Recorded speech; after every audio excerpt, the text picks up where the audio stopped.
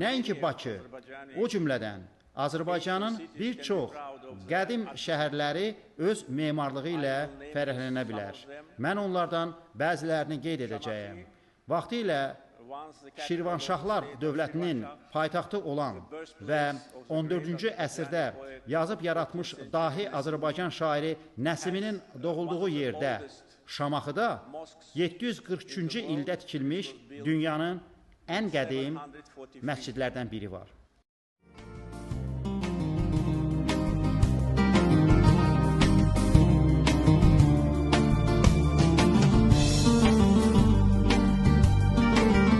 Bu şəhər haqqında sözüm tükənməz.